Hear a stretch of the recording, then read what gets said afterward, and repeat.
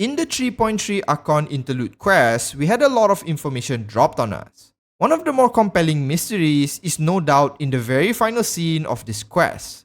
There appears to be an unknown person who is aware of the current events happening within the story. What's more, this person seems to be on the traveler's side. Who exactly is this mysterious voice and what might their purpose be? Before we get into that, if you want to see more Genshin Impact content, do consider subscribing to the channel. Before we start speculating on who they are and their overall goals or agenda, let's just briefly recap what they mentioned. If you haven't played through this yet, consider this your obligatory spoiler warning.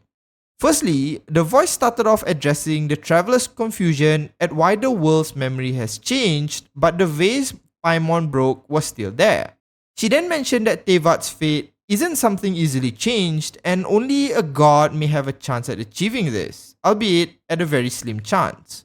The voice continues and gives an analogy of how unbending fate is by comparing it to how a large tree will only sway when hit by a small animal, but it will never be uprooted. She also uses the broken vase as a similar example, saying that whether a bird or a cat broke it doesn't matter, as it's still broken, implying fate is not easily changed.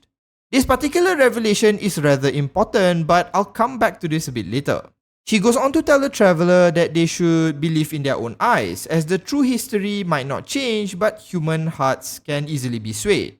Finally, she says that what the traveler sees is the truth, and what isn't seen by him is an illusion, regardless of what other people or humans might believe or tell the traveler. A lot of this seems to hint at the larger story here that goes beyond the story about Scaramouche we just experienced. It seems to imply that changing details about the world isn't something easily done but has been accomplished in the past. But that is a story for another time. Let's get back to the topic at hand. Just who exactly is this mysterious voice in the first place? There are a few candidates that come to mind, but one that will likely be mentioned is that this is the next Archon we will meet, Focalors, the god of justice and the Archon of Fontaine. To be fair, I can see where this theory might stem from, as this isn't the first time this has happened. In fact, the first time we hear from Nahida is actually as a disembodied voice. It happened during the Golden Archipelago, right before Sumeru was launched. So many of you might be thinking this person would be the Hydro Archon, as we are expected to be heading to Fontaine next. The only thing is that we met Nahida at the very end of patch 2 and we are only currently in the middle of patch 3, so it's unlikely that the Hydro Archon is introduced this early. Aside from that, we don't know much about the Hydro Archon in the first place.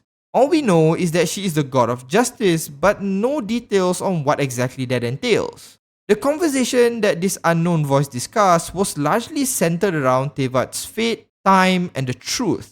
These topics don't seem to be something that a god of justice might be able to know about. Something as nebulous as fate in Tevat could go back as far as the creation of Tevat itself, and we do know that the Hydro Archon isn't even the original one, meaning that it's unlikely that she would be privy to this knowledge at all.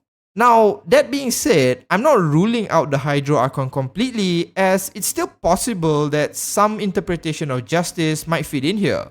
But given the information at hand, the mysterious voice being the Hydro Archon is not impossible, but unlikely at this point. So if the Hydro Archon is not likely to be the mysterious voice, who else fits the bill? Well, as it happens, we might have a very likely candidate. Earlier in the video, I mentioned that one of the things discussed was how fate was mentioned by our mystery person to be something difficult to change. The analogy they used was of a tree in the forest. But this analogy bears a very similar resemblance to an example used to illustrate the concept of linear time. That is, all of time is set and is unchanging. The analogy likens the flow of time to a fast-moving river. Anyone can throw a stone into it, and this creates ripples. But eventually, the flow of the river will remain unchanged, and the current will self-correct the ripples. Now, if it isn't obvious by now, the fact that I mentioned time should have given you an idea of who I think this is. In all of Tevat, there has only been one person recognized as the god of time. She is the original god of the wind and an aspect of the primordial one, Istaroth. This analogy isn't the only evidence, however. Consider that she was speaking to the traveler regarding the fate of the world. There is no character today that we know of that would be privy to this information at all, since most of them weren't even there. Istaroth, on the other hand, was there from the very beginning. In fact, she had a hand in building Tevat itself alongside the primordial being. So it's likely if anyone was aware of how fate worked in Tevat, it would likely be her. Now finally, to nail this theory home, let's talk about one final thing the mysterious voice mentioned to the traveler. She talks about fate, the difficulty in changing it, and uses an analogy similar to one used to express linear time, and then finally tells the traveler he should trust his own memories, as the actual scenario might not change, but the hearts of humans can. I believe this is referencing the idea that while the immensal can be manipulated to make people think or remember whatever it wants, the world and ultimately the truth still remains in plain sight. This is similar to the vase Paimon broke. Whether a bird, a cat, or in truth Paimon broke it, it remains inconsequential as the vase is still broken by Paimon. The physical outcomes of that action are not affected. Only who we think did it has changed. This is why she advises the traveler to trust what he sees, as it implies the details might continue to change as we move in the story. But as the traveler isn't from here, only they will retain knowledge of actual events. It's kind of akin to seeing who actually broke the vase regardless of what details might change. So why is this a key evidence in proving this is indeed Istaroth? Well, if you didn't know, when the Primordial one first came to Tevat, he reshaped it to be more suitable for humans, as there is some sacred goal that the humans are meant to achieve. I did a more detailed look into this in another video, so I'll put a card on the top right of the video if you're curious.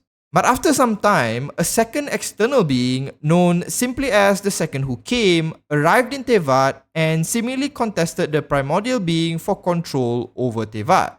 We don't honestly know what the outcome of this is, but ancient Enkanomiya text mentions that it is their assumption that the Primordial One won this battle. But in truth, the Primordial One along with his aspects haven't been heard from in a very long time. It's likely that the Second Who Came actually is the winner of this battle, and using the Irminsul changed the history and made every human forget their original purpose. In fact, the name of the Archon quest is titled as Inverted Genesis, literally hinting at the idea that the original story has been turned on its head.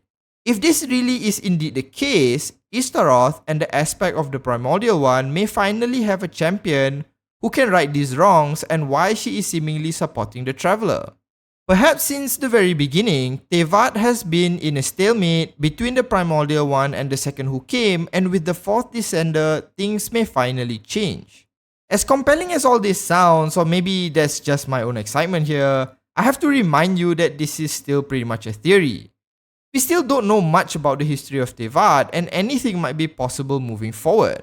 That said, I feel it is likely to be Istaroth, as many of the themes in her very brief discussion with the traveler fits the portfolio of the God of Time better than any of the other candidates. I'm very excited to see how this story will unravel, and learning more about the world of Tevat has always been interesting. Maybe we will finally see what happens to the Primordial One. But that does it for this video though. If you want to see more Genshin Impact content, do consider subscribing to the channel, and I'll see you in the next one. As always, have a nice day.